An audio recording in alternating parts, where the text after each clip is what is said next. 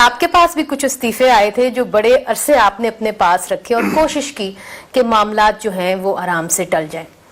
سب سے پہلے یہ بتائیے کہ جناب شاہ محمود قریشی صاحب جو وزیر خارجہ ہیں انہوں نے کہا کہ اگر انہوں نے استعفے دینے ہیں تو پارٹی لیڈرز کو کیوں دے رہے ہیں, ان کو چاہیے کہ اسپیکر کو جمع کروائیں جس طرح کہ ہم نے جمع کروائے تھے, اور پھر ہم پتہ چلے گا نا کہ یہ کتنے سنجیدہ ہیں استعفے دینے میں. یہ مجھے تو اس کامنٹ کے اوپر ہنسی بھی آتی ہے. میں اگر آپ کے پاس وقت ہے تو میں واقعات آپ کے سامنے لے آتا ہوں. ہم نے اپنی لیڈرشپ کو اس لیے دیے, لیڈرشپ نے کہا تھا استعفے رکھ لیں, بٹ ہم نے ان کے پاس جمع کرا دی out of our own will. اور وہ یہی ہوتا ہے کہ جب کلیکٹیولی ایک ڈیسیجن ہوتا ہے تو پھر ہم کلیکٹیولی اس کی پلاننگ کرتے ہیں کہ کس طرح کرنا ہے. اب ہم ذرا سا اگر جائزہ لیں کہ تحریک انصاف کے استعفوں کی کیا سچویشن تھی. تحریک انصاف نے ہمیں استعفے دے دیے. جب میرے پاس استعفے آئے تو میرے پاس یہی تھا پروسیس کہ مجھے تو پروسیس اس کو کرنا تھا. میں نے اس کے اوپر پروسیس شروع کر دیا اور ریسرچ شروع کر دی.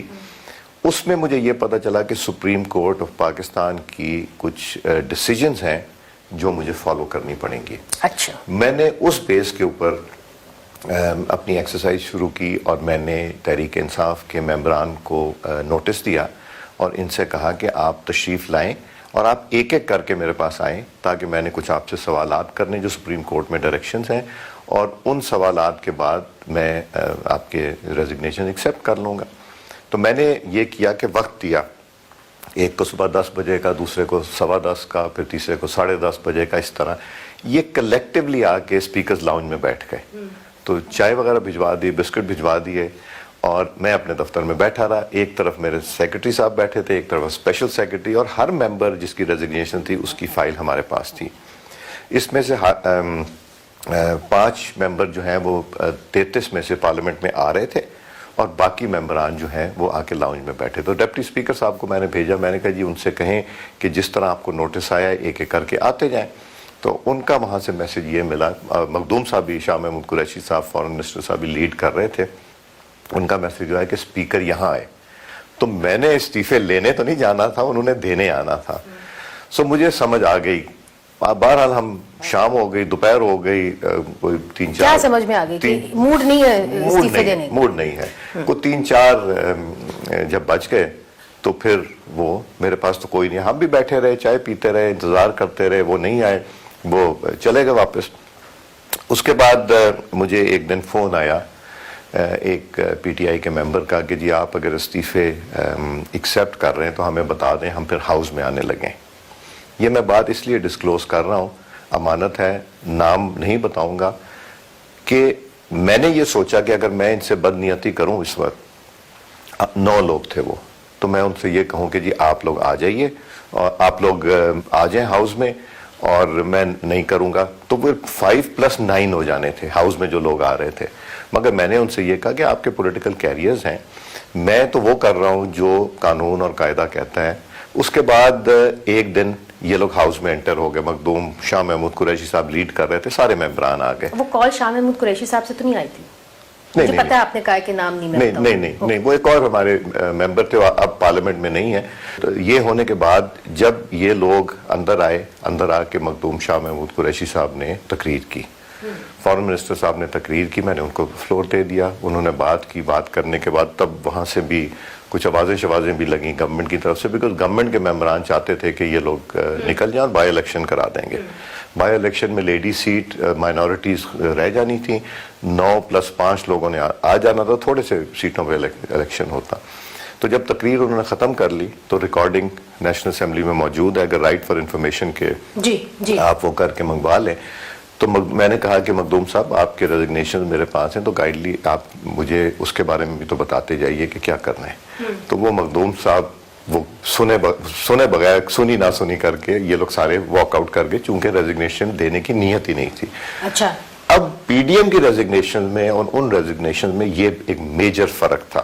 اب نہیں, مگر جب وہ کہتے ہیں کہ جی آپ دیجئے اسپیکر کو ریزگنیشنز, تو آپ کا کیا خیال ہے کہ کیا یہ لوگ ایکسیپٹ کریں گے ریزگنیشنز آپ کے, کہ اس طرح آپ کی طرح کوشش کریں گے کہ نہیں جی معاملات جو ہیں وہ ٹل جائیں اور اس حد تک نہ نوبت آئے کہ جی ان کو ریزگنیشنز دینی پڑے؟ دیکھیں, اگر یہ سچویشن آتی ہے اور اسپیکر صاحب نہیں کرتے تو پھر ہم انڈیویجولی ایک ایک کر کے اسپیکر صاحب کے پاس جائیں گے اور ان سے کہیں گے جی یہ ہم نے ریزگنیشن دی، کائنڈلی ہماری ایکسیپٹ کریں، فائل منگائیں، جو لکھنا ہے ہم لکھ کے دینے کو تیار ہیں، نمبر 1۔ اگر وہ بھی نہیں کرتے اسپیکر صاحب، تو پھر جو جاوید ہاشمی صاحب نے طریقہ کیا تھا ایکچولی، تو اگر ہم جا کے ان سے کہہ دیتے ہیں تو that is good enough speaker صاحب کے چیمبر میں، اگر وہ نہیں کرتے اور وہ تو پھر جو جاوید ہاشمی صاحب نے طریقہ اڈاپٹ کیا تھا، پارلیمنٹ میں آئے، پارلیمنٹ میں کھڑے ہو کے تقریر کی اور انہوں نے کہا جی میری کائنڈلی آپ ریزگنیشن ایکسیپٹ کریں، اس لیے کہ میں سسٹم کا حصہ نہیں بننا چاہتا۔ میں اٹھا وہاں سے، میں نے فائل منگوائی اور میں نے اسی وقت ریزگنیشن ایکسیپٹ کر لی۔ تو یہ ہمارے پاس پریسیڈنس ہے۔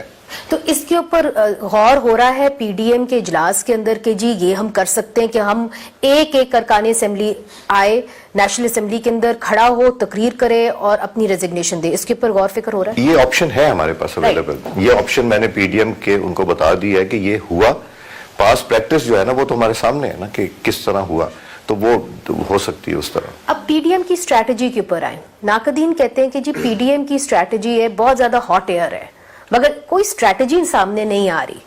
اب دیکھیے مولانا فضل الرحمان نے حال ہی میں بیان دیا، انہوں نے کہا جی تحریک عدم اعتماد جو ہے وہ چلے گی نہیں، تو ہم اس کے اوپر تبھی غور و فکر کریں گے نا جب ہمارے پاس نمبرز ہیں، اس وقت تو آپ کے پاس نمبرز ہی نہیں ہیں۔